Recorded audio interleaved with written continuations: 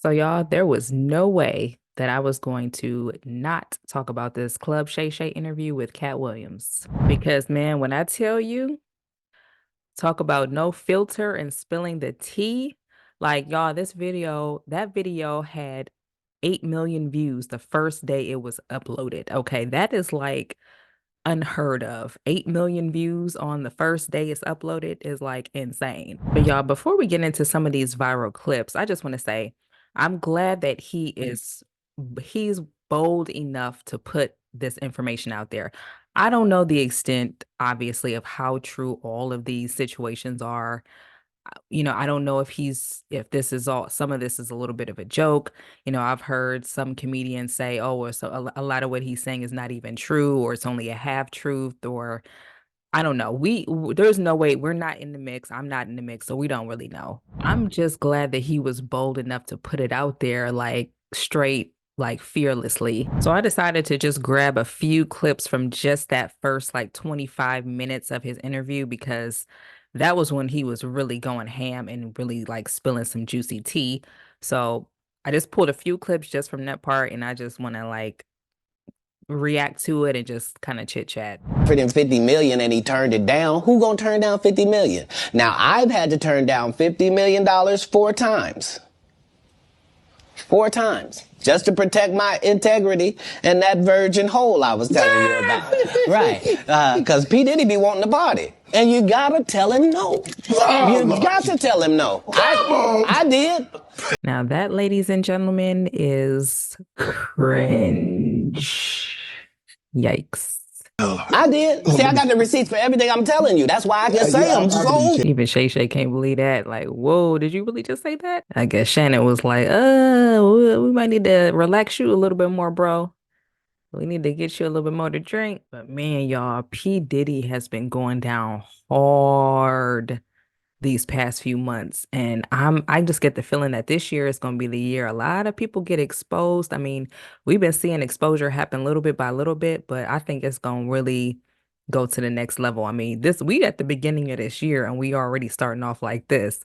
So I can only imagine the mass level of exposure that's about to happen with a lot of these celebrities. And Diddy is taking his beating right now. I'm thinking Diddy has always been abusive. Like, even the way he was when he was doing the reality show with the band, the group, like you just see how abusive he is, and just how like just he's just not a good person, not to me. And there's so many celebrities that keep saying the same thing about him, that he throws these parties where there's, all of these, inappropriate activities happening. I got to be careful of how I speak on YouTube, but we keep hearing these same stories, and there's got to be some truth to it. If it's that many people that's coming out the woodwork saying the same thing, there's got to be some truth to it. Radish came through there and made all lies. Steve and Cedric never performed at the Comedy Store at all. Tiffany was only seen at the Laugh Factory. In 15 years in Hollywood, no one in Hollywood has a memory of going to a sold-out Kevin Hart show, there being a line for him ever getting a standing ovation at any comedy club.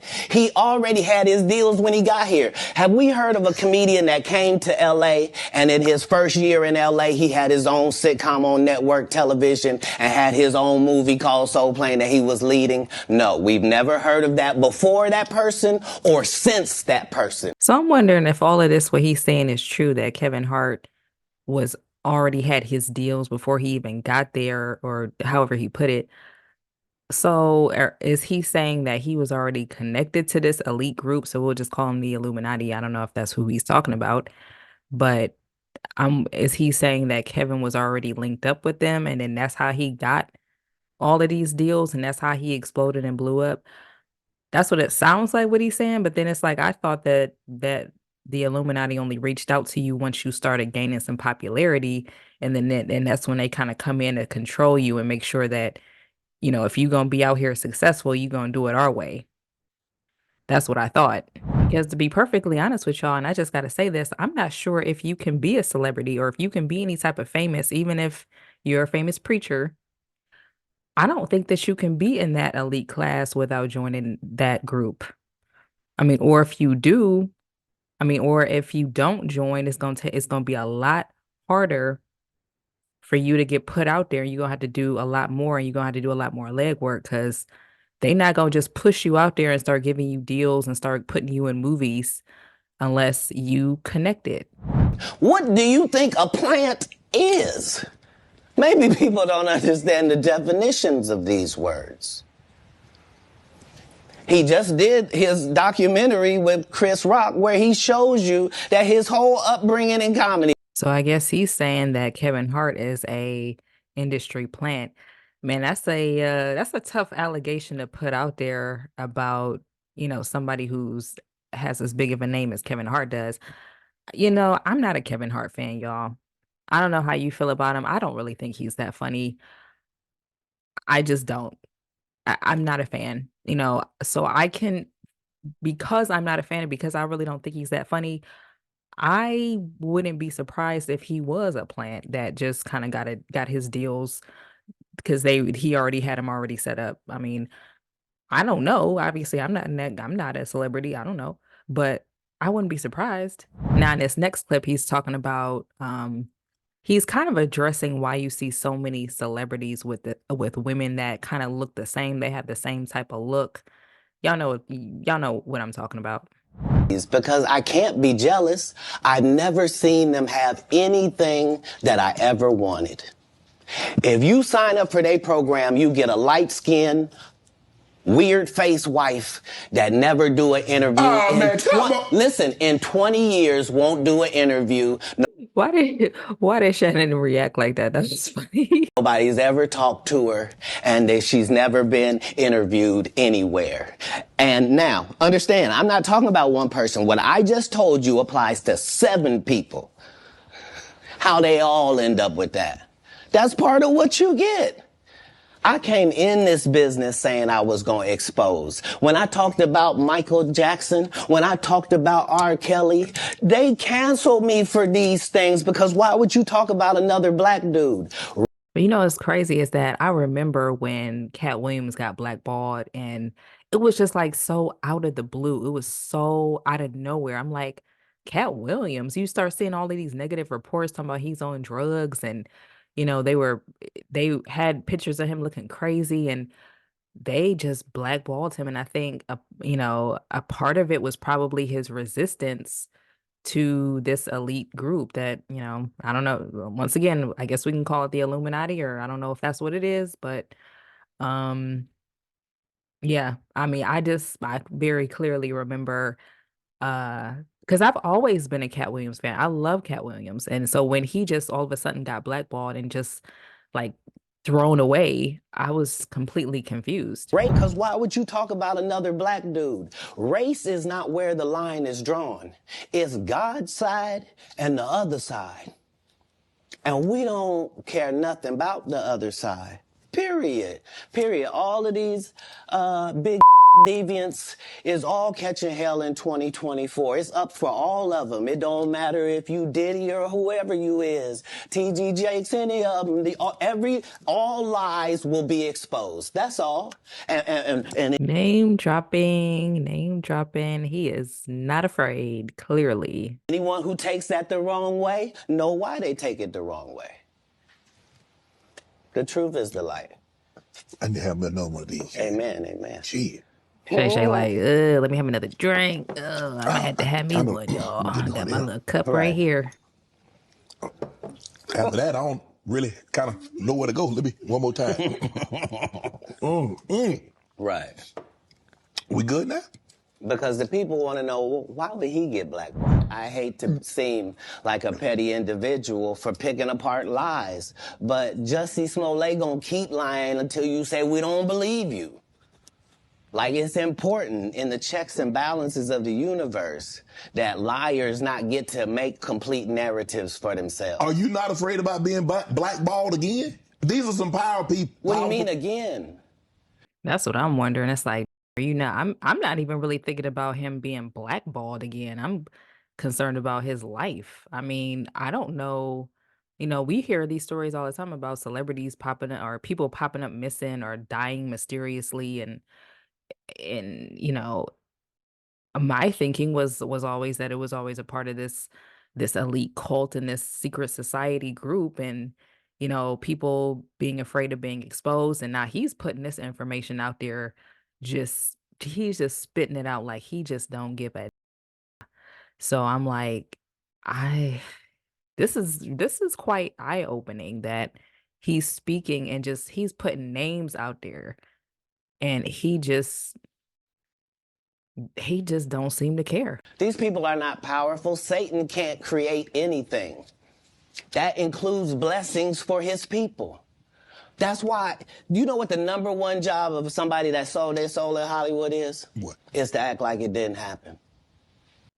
That's a powerful statement. Um, Satan cannot create anything, and that these people are really maybe they're not as powerful as we think they are. They're only powerful because we gave them the power, and you know, so maybe he's really letting us on to something here. They all do the same job. Why do you think Gary Owen can't cross over and he already white and been in comedy for 25 years? That is true because if you really think about it, um, the whole industry is gatekeeps. I mean, there is gatekeepers like at every level. I mean, if you ain't you either with them or you against them. I mean, if you're not in the mix, if you're not in the group, they not putting you on. They not putting you out there. You're not getting deals like that. I mean, we hear people talk about it all the time. Like even when you see, think about it, even when you see one hit wonders. I was thinking about this the other day. What makes a person a one hit wonder?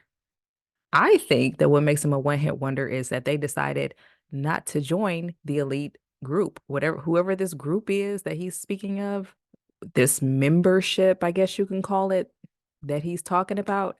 If you don't join, boom, you out. You out the game. You got one hit, you got one chance. You decided not to join our group. You decided not to throw up our symbols and our, that one eye stuff that they all be throwing out there. You decided not to do it. You decided not to attend the sex parties. You decided not to go through the humiliation rituals. Boom, you out. You got your one hit, now you out. And I really believe that that's exactly what he's hinting at here. You got guys who've been in the game for a long time that are still not making millions of dollars, and they talented. And then you got these people, then you got these no talent artists, Sukiana, Sexy Red, um, a laundry list of celebrities that have no talent, none, and they are at the top of the game. They're only at the top of the game because they're in the group. They're in the mix. They signed on the dotted line with the bloody red ink. And that's the only reason why they famous. If what I say ain't the case. It's a cabal. It's a consortium. They rock with who they rock with and they don't with who they don't. But I'm not scared of being the competition. So yeah, I mean that's pretty much all I really wanted to play. All of that, he said all of that within like the first like 20 to 25 minutes of this interview. So I did not the interview in its entirety is almost 3 hours. It's like 2 hours and 46 minutes or something like that. I just don't have the patience or the time to watch the entire interview. Now, obviously, like I've seen, like I think even Kevin Hart just like recently, as of today, responded to his what he was saying, and Kevin Hart says something like, "I God bless you, my brother," or something like that. So he didn't really address it, but I think he's trying to kind of keep his distance away from this whole interview situation and not really ready to address it. And then I heard there was like some other like comedians that were saying that what he like Ricky Smiley, like what he's saying is only partially true.